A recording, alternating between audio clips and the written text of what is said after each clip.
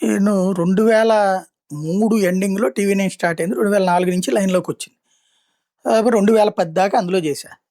విజయవాడలో చేస్తున్నప్పుడే నకిలీ పాల గురించి నేను స్టోరీలు చేశా. తర్వాత నేను జెమినీ న్యూస్‌కి హెడ్ అయిన తర్వాత కనీసం 4, 5 సార్లు నకిలీ పాలు ఎలా తయారు చేస్తారో అది దొరికినప్పుడు స్టోరీలు చేశా. ఇప్పటికి అది మారలేదు. ఇప్పుడు జ్యోతి ఒకటి రాసింది. తెల్లనివన్నీ పాలు కావు. ప్రతి 3 శాంపిళ్లలో ఒక దాంట్లో కలిపి detergent, urea, caustic soda mix 2025లో దేశవ్యాప్తంగా నిర్వహించిన నాణ్యత పరీక్షల్లో ప్రతి 100 నమూనాల్లో 38 విఫలమన్నది. మనం ఎంతసేపటికి ఉపన్యాసాలు ఇస్తున్నాం తప్పించి రైతుల బ్రతుకులను దూరం చేశామన్న ప్రాక్టికాలిటీ మర్చిపోతున్నాం. మీడియా నిజాయితీతో కూడిన జర్నలిజం చచ్చిపోవడంతోనే ఇదంతా వస్తోంది. రాజకీయ నాయకుడు వాడి స్వార్థం వాడు చూసుకుంటాడు. అధికారి వాడి స్వార్థం వాడు చూసుకుంటాడు. నిజమైన ప్రజల ఆకాంక్షల్ని, ప్రజలకు సంబంధించిన సమస్యల్ని ప్రస్తావించడంలో మీడియా విఫలమవుతోంది. అందులో ఇదొకటి. ఇదివరకటి రోజున పాడి, పంట. పంటలో నష్టం వస్తే పాడి లాభం ఇచ్చేది, పాడిలో నష్టం వస్తే పంట లాభం ఇచ్చేది. తద్వారా ఆర్థిక వ్యవస్థ సుస్థిరంగా ఉండేది. దశాబ్దాలు కాదు, శతాబ్దాలుగా. కానీ ఎప్పుడైతే ఇప్పుడు గేదెకి, గడ్డికి అవకాశం లేదు. పొలాలు కోట్ల కోట్ల వాల్యూ. దాంట్లో గడ్డి పండించేవాళ్ళు కరువు. ఆ తక్కువ చోట్ల పండిస్తే ఎక్కువ ధర. ఏం చేయాలి గేదెకి? మేత ఎక్కడి నుంచి పెట్టాలా?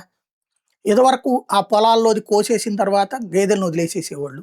ఇప్పుడు అట్లాంటి దానికి నాట్ అలౌడ్, ప్లేసులు కుదరవు. అలాగే కుడితి, ఆ తవుడు ఇవి ఇదివరకటి రోజుల్లో ఏంటంటే దాన్ని ఏమంటారు, బియ్యం చేసేటటువంటి ఆ మిల్లులోళ్ళకి తవుడు ఉచితంగా వచ్చేది. నాకు బాగా గుర్తు. మా బంధువులకు సంబంధించిన 2, 3 దగ్గర మిల్లులు ఉండే. ఆ కుప్పలు గట్ట పోసి ఉండేది.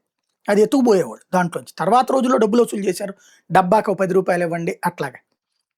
అలాంటి తౌడు తీసుకెళ్ళేది. పోనీ తౌడు తర్వాత డబ్బులు పెట్టి తీసుకుని కూడా తక్కువ రేట్లు. ఇవాళ తౌడు రేట్ ఎక్కువ.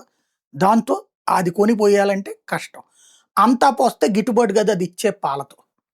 కాబట్టి గేదెల ద్వారా వచ్చే ఆదాయం పడిపోయి, అంటే ఈ అమ్మితే మనం ఇప్పుడు ₹30కు, ₹35కి అర లీటరు, 2 లీటర్లు లీటర్ వచ్చేటప్పటికి ₹70 పెట్టుకుంటున్నాం. వాళ్ళకి వచ్చేటికి ₹20, ₹15, ₹20 ఇస్తారు వాళ్ళకి డబ్బులు. ఎట్ట గిట్టుబాటు అవుతుంది వాళ్ళకి?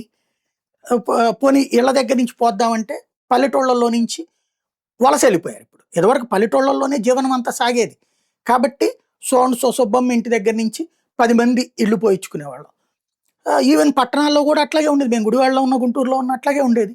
మాకు తెలిసినటువంటి ఇంకా బతిలాడేవాళ్ళం. మాకు కూడా పోయమ్మా, ఎందుకు 4 తెలిసిన వాళ్ళు ఉంటే పాలు పోసేవాళ్ళు. అందులో ఒకళ్ళు బాగా చిక్కగా పోస్తారు. 4 ఖాతాదారులు పెరిగారంటే దాంట్లో నీళ్ళు ఎక్కువ పోస్తూ ఉంటారు. తక్కువ ఖాతాలో ఉన్నటువంటి వాళ్ళని ఎతుక్కునేవాళ్ళం అనమాట. అలాంటి స్టేజ్ నుంచి ఇప్పుడు ప్యాకెట్ పాలు ఇది. ఎక్కడి నుంచి వస్తే ఇప్పుడు గేదెలు లేవు. ఇదివరకు 100 మంది రైతులు గేదెలను మెయింటైన్ చేశారంటే ఇప్పుడు 50 మందే మెయింటైన్ చేస్తున్నారు. పల్లెటూళ్ళలో అడిగితే చెప్తారు అది.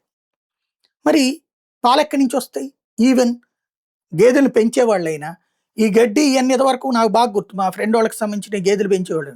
ఎండుగడ్డి కుప్పలుగా తెచ్చి పోసుకునేవాళ్ళు. వాళ్ళ ఇంట్లో 3 గేదెలు ఉన్నాయంటే ఇంట్లో ఒక దొడ్డంతా ఎండుగడ్డి ఉండేది. పచ్చిగడ్డి 2 రోజులకు ఒకసారి కొనుక్కొచ్చి పోసేవాళ్ళు.